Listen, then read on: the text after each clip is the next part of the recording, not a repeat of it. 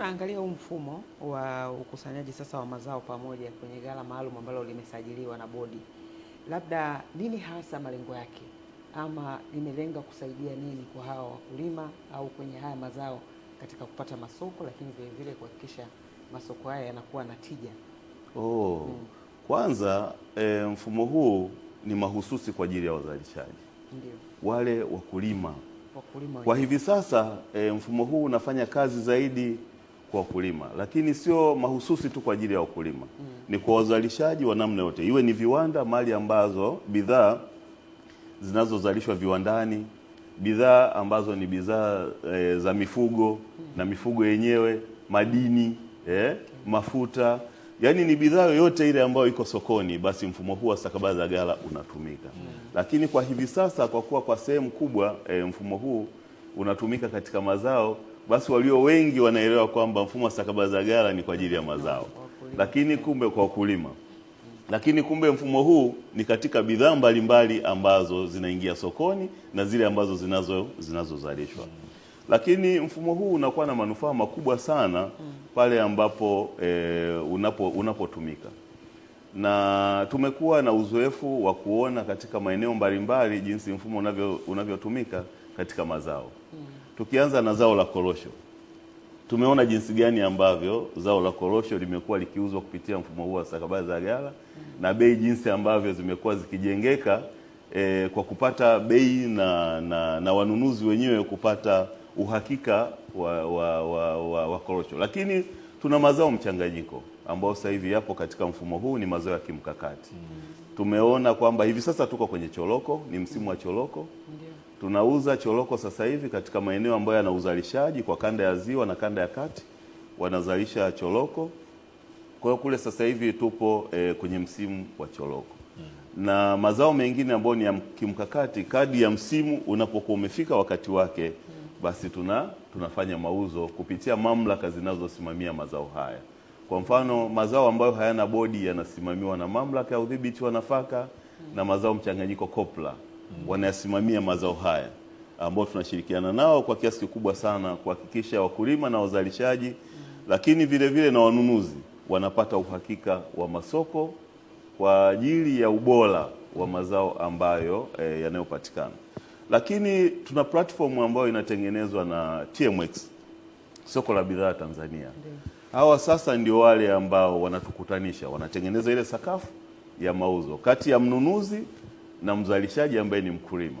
Kwa hiyo kuna minada ambayo inafanyika kidigitali, na minada hiyo ni kwamba mnunuzi anaweza akawa ndani ya nchi au akawa nje ya nchi, sehemu yoyote ile anapokuwepo, na akaweza kupata taarifa ya mazao yale yaliyopo katika ghala tulilolipatia stakabadhi.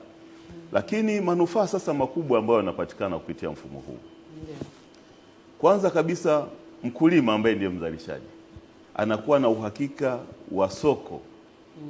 Soko la uhakika anapata kwa sababu anakutana na yule mnunuzi moja kwa moja. Kwa hiyo hii sasa inatusaidia wakulima kuwa na uhakika wa soko. Kwa hiyo kile wanachokizalisha wanakuwa na uhakika. Hana sababu ya kuanza kuzalisha, kutoa shamba na kutafuta sehemu ya kuhifadhi. Ina maana kwamba anakuwa sasa moja kwa moja anapovuna anapeleka kwenye ghala la mauzo, na mnunuzi anaingia moja kwa moja kupata kile anachokihitaji. Hii sasa inasaidia kupunguza zile gharama za kuhifadhi mazao haya kwa wazalishaji ambao ni wakulima. Tunaelewa kwamba namna ya kuhifadhi bidhaa au mazao yana gharama kubwa sana. Sasa ili kuepuka gharama hizo ambazo kwanza zinahusiana na kushusha ubora wa mazao, inategemea mzalishaji atahifadhi namna gani mazao yake. Sasa kuepuka hilo ni kwamba ule ubora unaotoka shambani anapokuwa amezalisha anapata nafasi ya kuingiza sokoni moja kwa moja. Kwa hiyo mnunuzi sasa anapata uhakika wa ubora wa yale mazao ambayo anayohitaji kuingiza sokoni. Kwa hiyo tunapata sasa, mfumo huu unatusaidia kupata mazao yenye ubora ule unaokubalika sokoni. Lakini mnunuzi sasa naye inamsaidia kupata kile kiasi anachokihitaji kununua kulingana na masoko yake au na matumizi yake kwa wakati, na kwa ubora ule anaohitaji, na kwa gharama ile ambayo yeye mwenyewe ameipangilia kutokana na soko jinsi lilivyo. Kwa hiyo inatusaidia sasa kupata zile bei halisi zilizopo sokoni.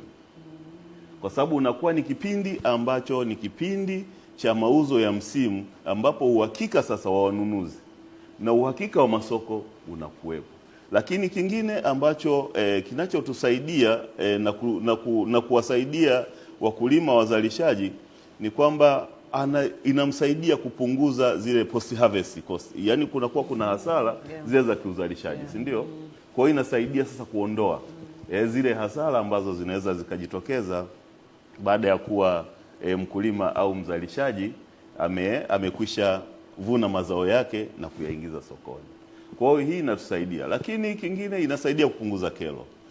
Tunajua kwamba hapa kipindi cha nyuma pamekuwa na malalamiko makubwa sana kuhusiana na tozo mbalimbali ambazo zilikuwa zinawakuta wakulima na mageti ambayo yalikuwepo kwa ajili ya kutozwa wakulima tozo mbalimbali ambazo mkulima alikuwa analazimika kuzitoa katika vile vizuizi mbalimbali ambavyo vilikuwepo.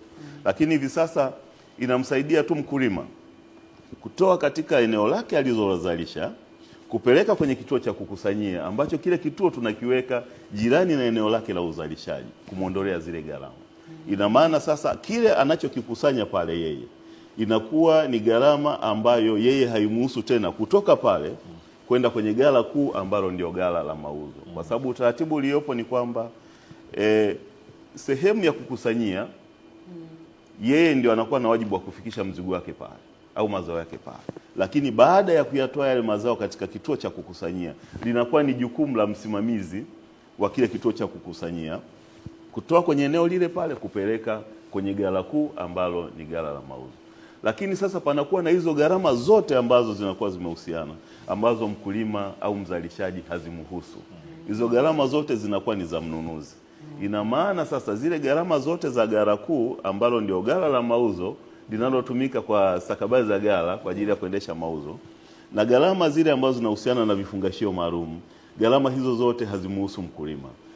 Mara baada ya kuwa mnunuzi amekwisha fanya ununuzi wake, kuna zile gharama zote za uendeshaji anapatiwa na yeye ndio anazilipa. Kwa hiyo ziwe ni tozo za serikali kuu, tozo za halmashauri, tozo za uendeshaji za kitaasisi na mambo mengine yote ni mnunuzi mwenyewe ndio anazilipa.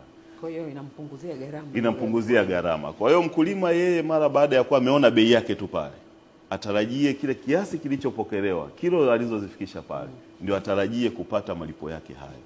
Na usalama wa fedha yake, kama nilivyosema, kwamba malipo yanapokuwa yamefanyika, ina maana kwamba yanafanyika kwa njia ya kibenki au kwa njia ya namba ya simu yenye uwezo wa kupokea fedha. Ina maana sasa mkulima anakuwa na usalama wa fedha yake, mzalishaji anakuwa na uhakika wa usalama wa fedha yake, kwa maana kwamba inamsaidia sasa hata kutengeneza mipango ya matumizi ya fedha yake katika msimu unaokuja au kukidhi mahitaji yake ya malengo yake aliyojiwekea katika msimu husika. Kwa hiyo hii inatusaidia vile vile kuwapa wakulima kuwa na uhakika wa usalama wa fedha yao na kutengeneza mipango yao. Sawa. Hayo ndio manufaa ambayo, baadhi ya manufaa, lakini tuna manufaa makubwa mengi sana ambayo yanajitokeza. Kwa sababu hata serikali yenyewe inapata nafasi nzuri sasa ya kutengeneza mipango kwa ajili ya kutoa huduma kwa wakulima. Kwa mfano, swala la mbegu. Ina maana uzalishaji sasa unaweza ukapata takwimu ya uzalishaji kwenye eneo na kujua kwamba serikali inahitaji kutoa huduma ya namna gani kwenye lile eneo kuhusiana na mbegu, viuatilifu, wataalamu kwa ajili ya ushauri.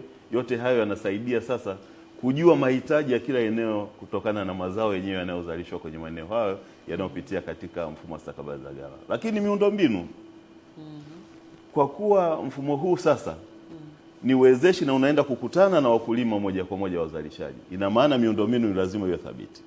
Namna gani watasafirisha mazao yao kutoka katika kituo cha uzalishaji au cha kupokelea hadi kwenda kwenye ghala kuu, ambako tayari panahitaji barabara zilizo bora, mawasiliano yaliyo thabiti.